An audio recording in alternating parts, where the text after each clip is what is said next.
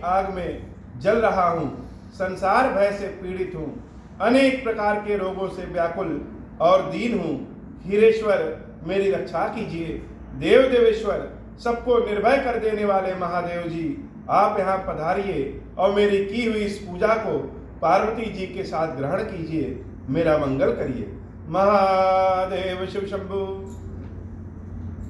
जो सुमिरत सिद्धि होई, गणनायक करिबर बदन करहु अनुग्रह, सोई बुद्धिराशि शुभ गुण सदन। बंदं गुरु पद पदुम परागा, सुरुचि सुबास सरस अनुरागा। मंगल भवन अमंगल हारी, उमा सहित जहि जपत पुरारी। सुमिर शिवा शिव पाई पसाऊं, बरनऊ राम चरित चित चाऊं। पानी ग्रहण जब कीन महेशा, हर्षे तब सकल सुरेशा। कवन सो काज कठिन जग माही, जो नहीं होई तात तुम पाही।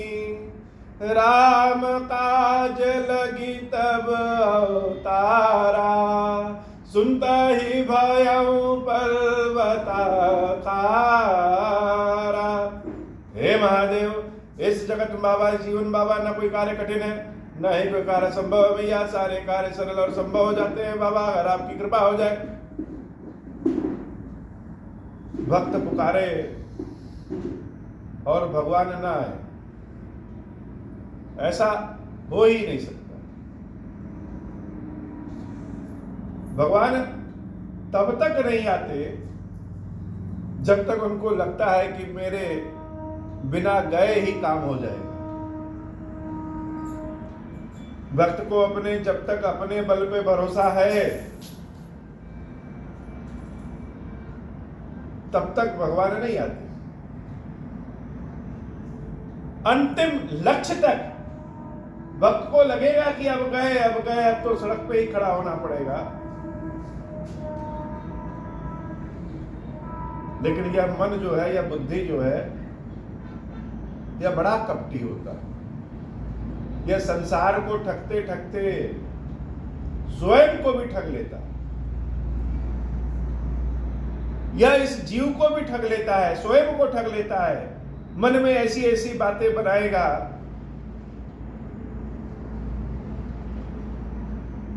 जो यह मन सिद्ध करेगा कि अब अंतिम घड़ी है, प्रभु आ जाओ, अब अंतिम घड़ी है, प्रभु आ जाओ, अब अंतिम घड़ी है, प्रभु आ जाओ।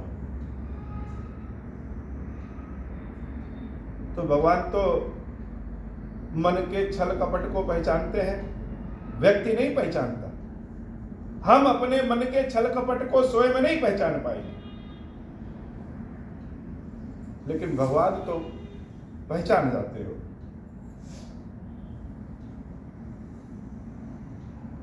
तो सारे देवताओं ने, ऋषियों ने पृथ्वी को आगे करके भगवान शंकर के कहे अनुसार जहां थे वहीं द्रवित होकर के, बस प्रभु अब हमारे मन का छल कपट निकल गया। कोई कुछ भी कह, लेकिन यह सत्य है कि अब आप नहीं आओगे तो अब जान नहीं बचेगी। अब जान बचे या न बचे, अब नहीं आओगे तो जान नहीं बचेगी, इसलिए भगवान नहीं आते। यही तो परीक्षा की घड़ी। जब यह स्थिति हो जाए कि अब जान बचे या न बचे, अब जो भी होना है तुम्हारे हवाले हो, तब भगवान आते। जानी समय सुर भूमि सुनी, वचन समेत स्नेह। गगन गिरा गंभीर भई, हरनि शोक संदेह। मंगल भवन मंगलहारी, उमा सहित जहि जपत पुरारी।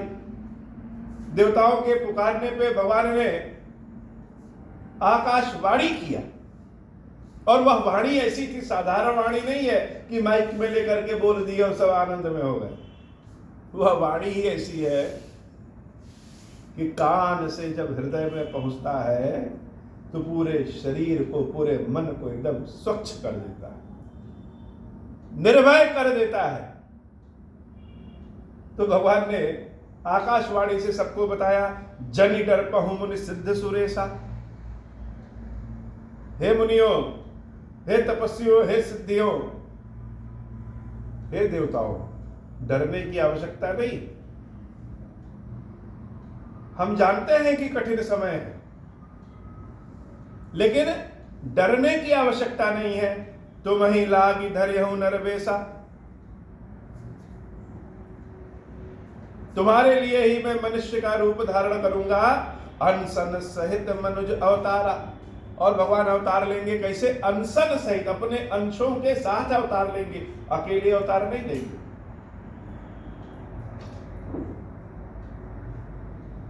अपने अंशों के साथ अवतार लेंगे। भगवान अपने मुख से कह रहे हैं कि अनशन सहित मनुज अवतारा, मनुष्य रूप में अवतार लेंगे। लई हूं दिनकर वंश उदारा, सूर्य वंश में अंशों के साथ अवतार लेंगे और सबका कल्याण करेंगे। कश्यप अदिति महातप कीन्हा, तिन कहूं मैं पूरब बर दीन्हा। कश्यप ऋषि और उनकी पत्नी अदिति ने बहुत तपस्या किया। पिछले जन्म में हमने उनको वरदान भी दिया है कि अगली बार आप ही दशरथ और कौशल्या के रूप में जन्म लेंगे और हम आपके पुत्र के रूप में जन्म लेंगे। यह बड़ी एक अचरज बात है। हरि अनंत, हरि कथा अनंता। अनेक शास्त्रों में राम जी की कथा को अनेक तरह से लिखा। भगवान के अवतार के लिए ही जो पुत्र कामेष्टि यज्ञ हुआ, उस यज्ञ में कहीं कहीं लिखा है कि शंकर पार्वती खीर लेकर के आए, कहीं कहीं लिखा है कि शंकर पार्वती अग्नि स्वरूप में खीर लेके आए, कहीं कहीं लिखा है कि स्वयं भगवान विष्णु और माता लक्ष्मी खीर लेके आए, और कहीं कहीं यह भी लिखा है कि प्रजापत्य लोक से एक दूत खीर लेकर के आया। अब किसको सही माना जाए? शिव जी पार्वती जी खीर लेके आए, भगवान विष्णु माता लक्ष्मी खीर लेके आई, या प्रजापत्य लोक से कोई खीर लेकर के आया? तीनों में कोई एक सही होगा। लेकिन यह कथा अलग अलग ग्रंथों में अलग अलग तरीके से, यह सत्य है कि पुत्र कामेष्टि यज्ञ हुआ है, सबने कहा है, लेकिन खीर लेकर के कौन आया है इस पे मतभेद है।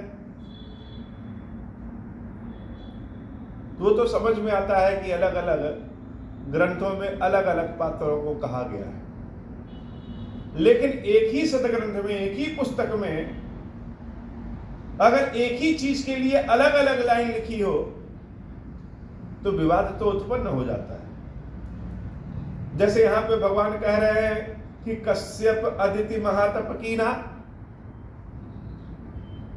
कश्यप और अदिति ने बहुत बड़ा तपस्या किया, और वही इस जन्म में दशरथ और कौशल्या बन करके आएंगे और हम उनके पुत्र बनेंगे।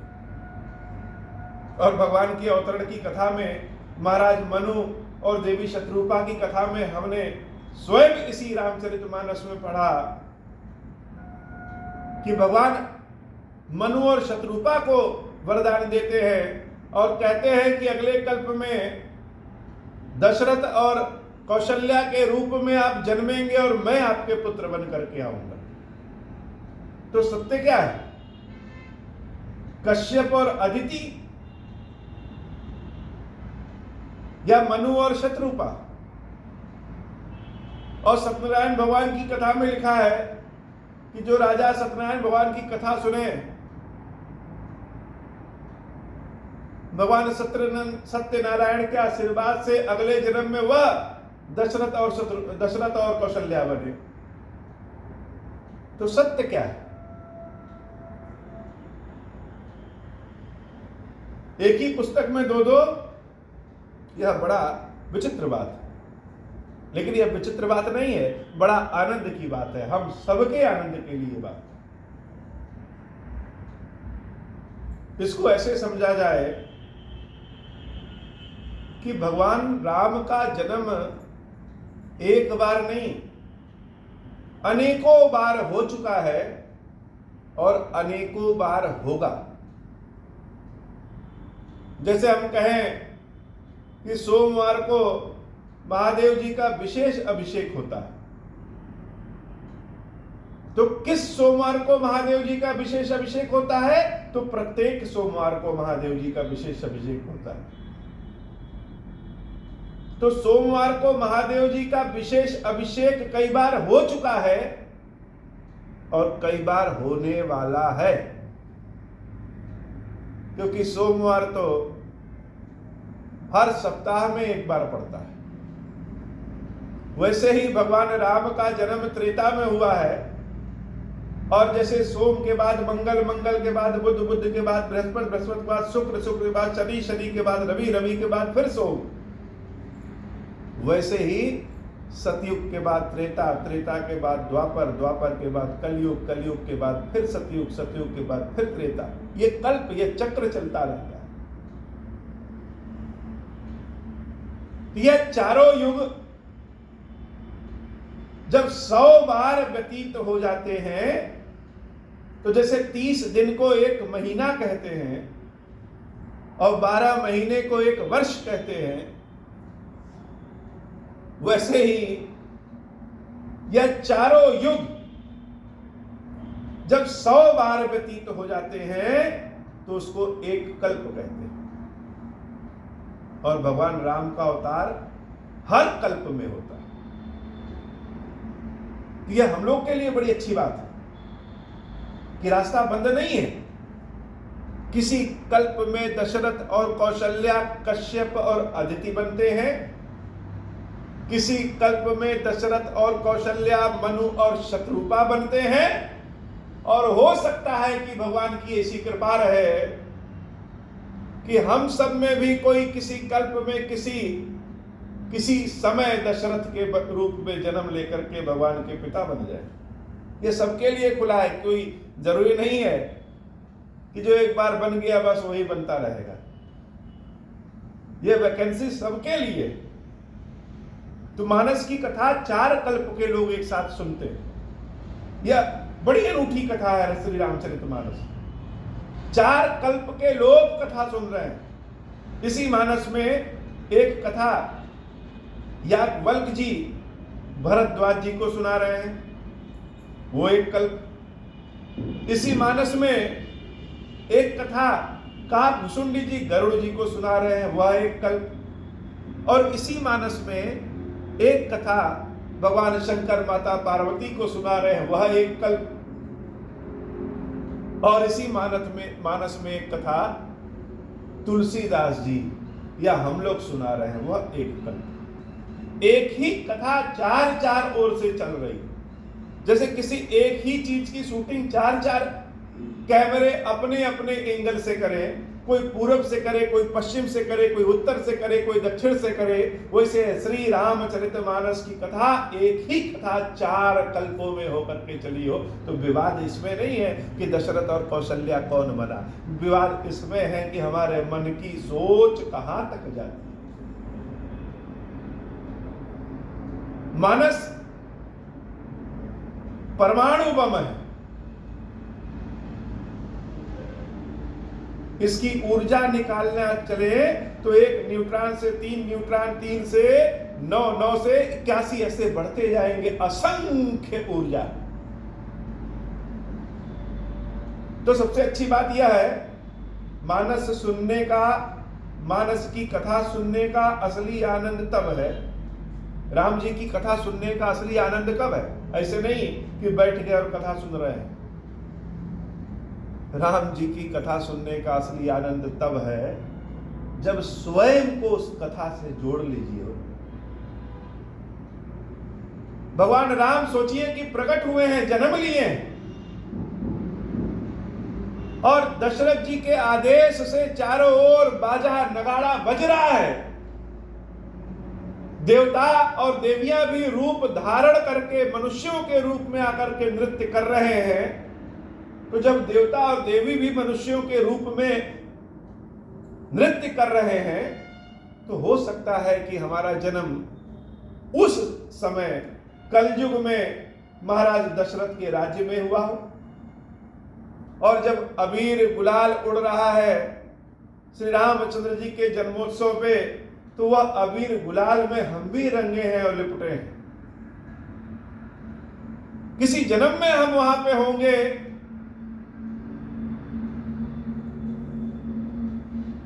किसी कथा में कथा है, जैसे कहते हैं कि टाइम मशीन। टाइम मशीन का मतलब हम किसी दूसरे काल में चले जाएं। मन से तो हम स्वयं दूसरे काल में चले जाते हैं, यहां बैठे हैं और सोचते सोचते बंबई पहुंच गए। तो तुलसीदास जी जब राम कथा लिख रहे थे, तो दो घटनाएं बड़ी प्रिय घटी।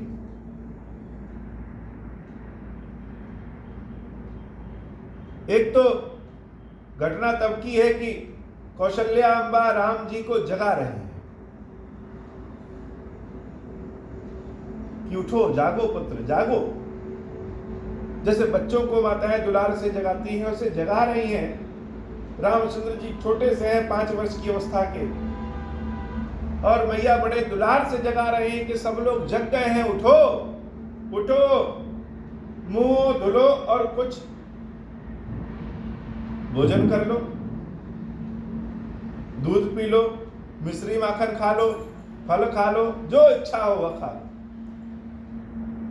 तो सुबह सुबह का समय है, उसी समय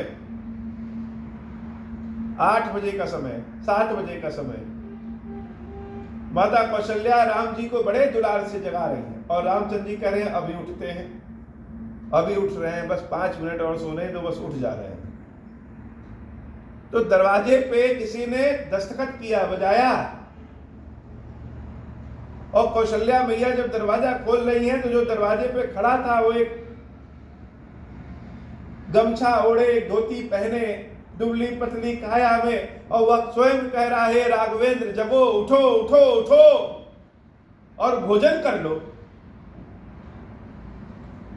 अब कौशल्या मैया भोजन कराने के लिए राम जी को जगा रही हैं, वह तो समझ में आता है कि वह माता है, जगा रही।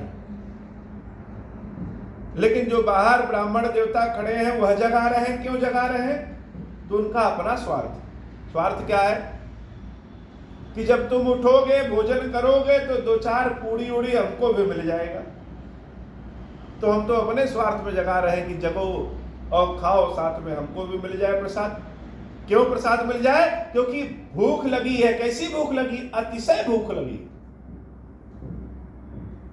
तो अतिशय भूख कैसे लग गई? किसी को सुबह 7 बजे अतिशय भूख तो नहीं लग सकती। भोजन करने का समय तो 10 बजे 12 बजे, सुबह 7 बजे किसको इतनी तीव्र गति से भूख लग जाए? तो लगी है। क्यों लगी है? क्योंकि हमने रात्रि में नहीं खाया। तो रात्रि में कौन खाता है? 2 बजे 3 बजे उठ के तो कोई खाता नहीं। भगवान ने सोए सोए प्रश्न किया। वह महात्मा कह रहे हैं अरे रात्रि में नहीं, हम बहुत दिनों से भूखे हैं। 1-2 दिन से नहीं, बहुत दिनों से भूखे। जो कोई व्यक्ति बहुत दिनों से भोजन नहीं किया है, बहुत दिनों से भूखा है, उसको अतिशय भूख लग जाती है। वो ये नहीं सोचेगा कि सुबह 7 बज रहा है कि 10 बज रहा है, कि रात में 3 बज रहा है, भूख लगी है तो खाएंगे। तो हे राघव जागो, तुम जगोगे तो हमको भी प्रसाद मिल जाएगा। तो भूख किस चीज की? भूख प्रेम की लगी, तृप्ति कर दो। तुम्हारा जूठन हम खाएंगे, उससे प्रेम की भूख की तृप्ति होगी। तो वह साधु कौन है? वह साधु महात्मा स्वयं तुलसीदास जी रामचरितमानस लिखते लिखते लिखते लिखते उस काल में पहुंच गए जिस काल में कौशल्या अम्बा राम जी को जगा रही। तो बैठे यहां हैं, लेकिन मन से कहां पहुंच गए? मन से राघवेंद्र के पास पहुंच गए कि वह सो रहे।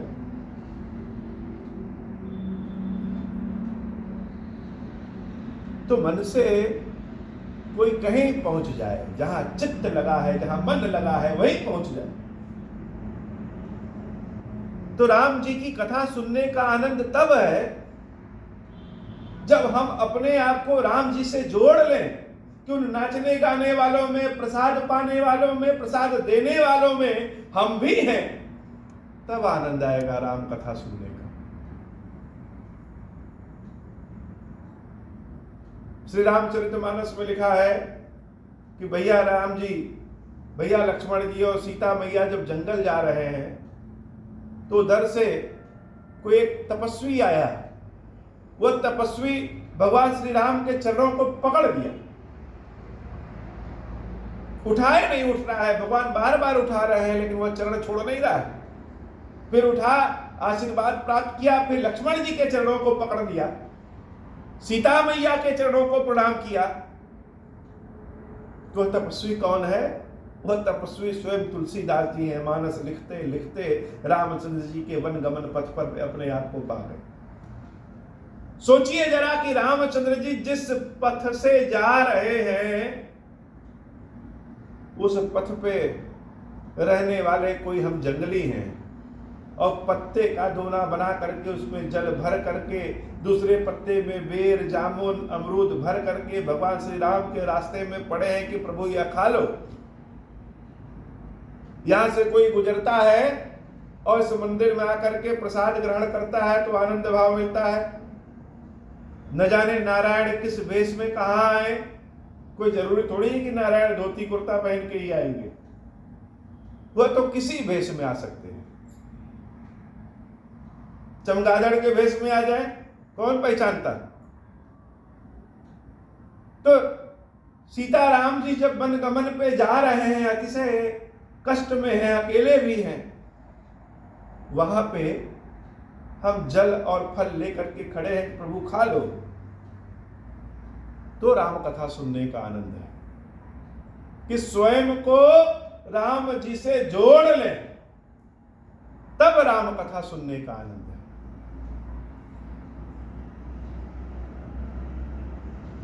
तो भगवान ने कहा कि कश्यप अदिति महातप कीना, तो ऐसा कर्म करे, भगवान की ऐसी कृपा मिले कि अगले जन्म में भगवान राम जी जब जन्म लें तो हो सकता है कि दशरथ कौशल्या हम हो जाएं, हो सकता है कि वशिष्ठ हम ही हो जाएं, हो सकता है कि विश्वामित्र बन जाए जो राम जी लक्ष्मण जी का उंगली पकड़ करके जंगल ले जा रहे हैं, हो सकता है कि स्वयं जनक हो जाए, कौन जाने कौन क्या हो जाए।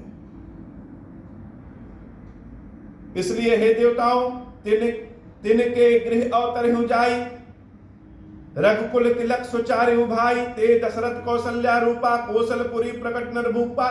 किस रूप में हम प्रकट होंगे? चारों भाई, चार भाई के रूप में प्रकट होंगे, चार भाई के रूप में प्रकट होंगे। नारद वचन सत्य सब करे हूं। नारद जी ने तो वैसे भी श्राप दिया है तो उनके वचनों को सत्य करूंगा। परम शक्ति समेत अवतरे। किसके साथ अवतरण लेंगे? परम शक्ति के साथ। सीता जी क्या है? सीता जी परम शक्ति। मनु महाराज को भी आशीर्वाद देते समय भगवान ने जब दर्शन दिया था तो मनु महाराज केवल भगवान की दर्शन की इच्छा रखते थे, लेकिन साथ में सीता मैया भी आ गई। मांगे एक मिला दो, और आनंद है। भगवान ने सीता मैया का परिचय देते हुए कहा था कि यह कौन है? यह आदि शक्ति जे जगह ही उपजाया। यह वह आदि शक्ति है जिसने जगत को उपजाया है। तो हे देवताओं, परम शक्ति के साथ हम अवतार लेंगे। हरि हूं सकल भूमि गरुआई। इस भूमि पे जितने लोग अहंकारी हो गए उन सब का हरण कर लेंगे, अहंकार का हरण कर लेंगे, धरती के कष्ट को दूर करेंगे। निर्भय हो देव समुदाय। तुम लोग निर्भय हो जाओ। गगन ब्रह्म बानी सुनिकाना, तुरत फिरे सुर हृदय जुड़ा।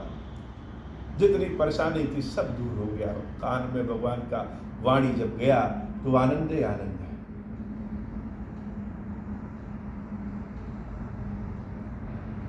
तालाब में एक मछली है, बहुत सारी मछलियां, उन मछलियों से जाके कोई कहे कि अरे इस तालाब में क्या कर रही हो, संसार तो बहुत बड़ा है, चलो बाहर निकल करके देखो, नदी है, समुद्र है, और नदी समुद्र क्यों, हिमालय पहाड़ भी है, विंध्याचल भी है, धरती भी है, प्लेन भी है, समतल सब कुछ है। यहां सिर्फ इस तालाब में रह करके जीवन तुम्हारा है, इस तालाब के बाहर तो देखो।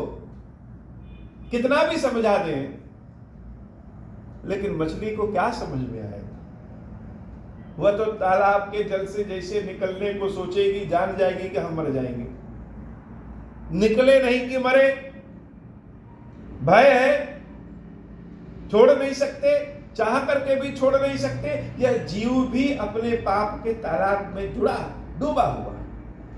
हम लोग भी अपने तालाब में डूबे हुए हैं, भय का तालाब, लालच का तालाब, इच्छा का तालाब, पाप का तालाब, और मछली बन गए हैं, उससे बाहर निकल नहीं सकते। यह माया का तालाब है, बाहर निकल नहीं सकते। जानते हैं तालाब से निकलेंगे तो मर जाएंगे, कैसे करें? कितनों समझाए कोई कि भगवान की सेवा, भगवान की पूजा, भगवान की सेवा, भगवान की पूजा, समझ में नहीं आता। छोड़ दो अपने आप को भगवान के हवाले। देखो भगवान बचाने आते हैं कि नहीं आते हो। मन में भय आएगा कि क्या भूखे सो जाएं? एक बार सो कर देखे। इतना विश्वास, यही तो विश्वास की परीक्षा है। हम अपने आप को सदैव भगवान से प्रार्थना करते हैं, प्रभु कष्ट से बचाओ, कष्ट से बचाओ। कष्ट में प्रवेश करने से डरते हैं कि अगर कष्ट में प्रवेश कर गए तो क्या होगा। बहुत डरते हैं कष्ट में प्रवेश करने से।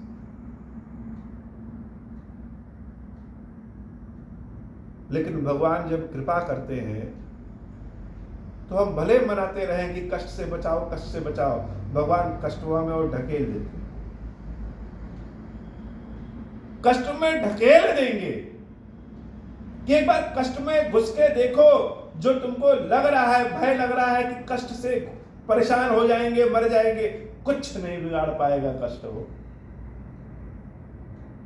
भगवान तो स्वयं रक्षा करते हैं। लेकिन कब? जब अपना पुरुषार्थ समाप्त हो जाता है। तो देवताओं डरो नहीं, तुम्हारा कोई कुछ बिगाड़ नहीं सकता है। कष्ट में हो, कष्ट के दिन कट जाएंगे, लेकिन कष्ट के दिन जब कट जाएंगे तो जो आनंद मिलेगा वह सच्चिदानंद होगा। कहते हैं मांगना चाहिए भगवान से, तो हर व्यक्ति के अंदर उतनी शक्ति, उतना सामर्थ्य तो है नहीं। प्रभु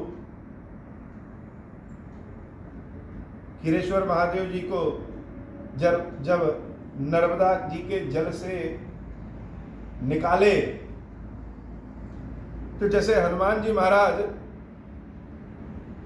भैया राम जी और लक्ष्मण जी को अपने कंधे पे बैठा लिए, वैसे महादेव जी को हम अपने कंधे पे बैठा लिए।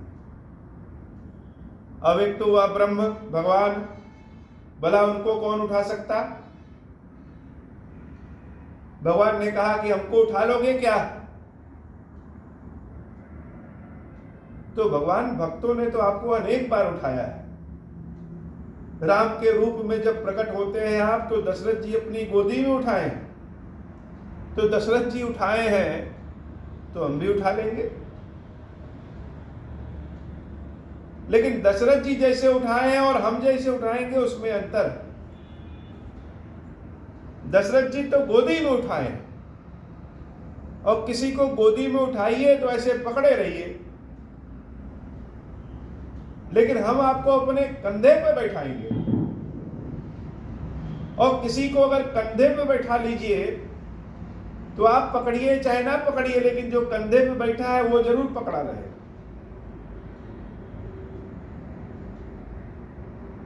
तो हम तो कंधे पे बैठाएंगे, क्योंकि हम तुमको नहीं पकड़ेंगे, तुम हमको पकड़ लो। तो भगवान को उठा करके कंधे पे बैठा लिए और भगवान स्वयं हमको पकड़ लिए, हम नहीं पकड़े। क्यों? क्योंकि किसी को कंधे पे बैठा लीजिए और पहाड़ पे चढ़िए, तो जो कंधे पे बैठा है वो भी डरेगा, कहीं पैर फिसल गया तो यह तो जाएगा ही जाएगा, हम तो ऊपर बैठे हैं, हम सबसे ज्यादा चले जाएंगे।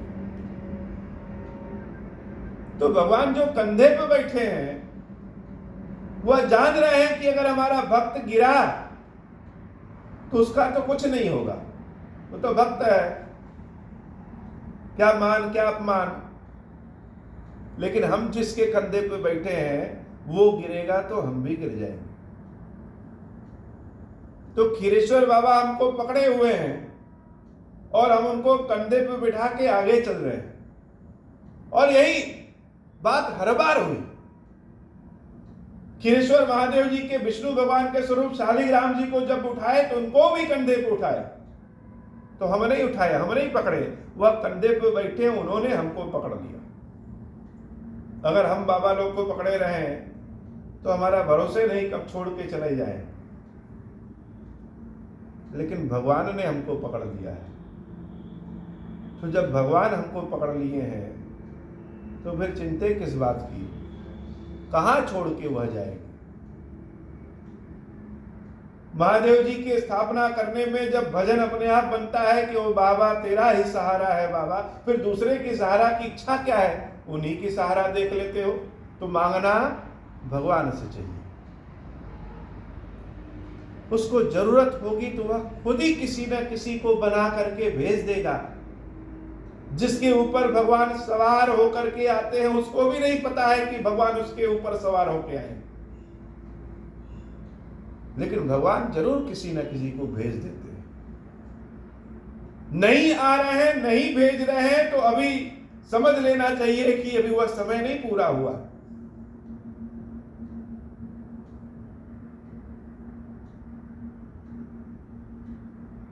तो देवताओं को भगवान ने आश्वस्त किया कि परेशान न हो, सबके वचन को हम पूर्ण करेंगे। गगन ब्रह्म बानी सुनिकाना, तुरंत फिरे सुर हृदय जुड़ाना, तब ब्रह्मा धर नहीं समुझावा, अभय भई भरोस जियावा। अब ब्रह्मा जी को भी ताकत आ गया और धरती मैया को समझाए कि अब परेशान ना हो, कष्ट के दिन कट जाएंगे। निज लोक ही बिरंचिगे, देवन इह सिखाई, बानर तनु धर धर मही, हरिपद सेवहु जाई। कि जाओ तुम लोग भगवान के चरणों की सेवा करो, चाहे उसके लिए बंदर बन जाओ। पवन देवता इंद्र देवता भी बानर के स्वरूप में आते हैं, बंदर बन जाते हो। हम कहते हैं कि हम तो मनुष्य हैं, हमारा अपमान हो रहा है, प्रभु हमारे कष्ट को हर लो, जल्दी करो, कब आओगे, नहीं सुन रहे हो क्या। लेकिन जो स्वर्ग के राजा हैं उनकी भी स्थिति क्या हो गई, बंदर बन गए। मनुष्य भी बनने को उनको मौका नहीं मिला हो, इतने बड़े पद पे हैं और क्या बन गए, भालू बने हैं, बंदर बने हैं, जंगल में रहने वाले हैं। लेकिन जिस रूप में, जो समय, जो स्थान, जैसा स्वरूप भगवान ने दिया है, उसमें ब्रह्मा जी ने कहा है कि हरि पद सेवक जाई। तुम्हारा जो काम है भगवान तुमको उसी शक्ति दे देंगे, परेशान ना हो। भगवान के चरणों की सेवा करो, भगवान तुमको ढूंढ लेंगे, पृथ्वी पे कहीं भी रहोगे। और रामचंद्र जी एक एक बानर को ढूंढ करके अपनी सेना में भर्ती कर लेते हैं। तो भगवान ने कष्ट दिया तो भगवान ने कृपा भी दिया। न जाने किस रूप में कहां भगवान आ जाए। हो सकता है किसी का वेश बनवा करके किसी से कहे कि भिजवा दे, लेकिन धन्यवाद किसको, प्रभु को। आशा किससे, प्रभु से। आज की कथा इतनी ही।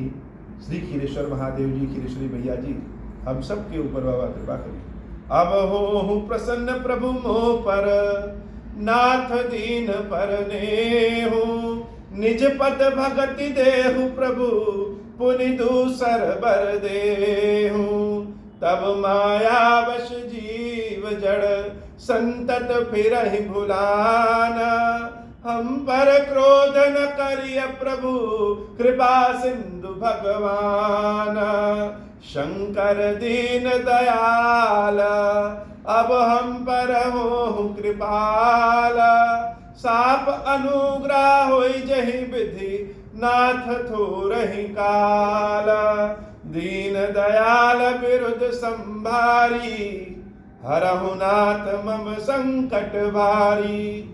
जय विधि होई नाथ हित मोरा, करहु सुबेगी जानी दास मैं तोरा।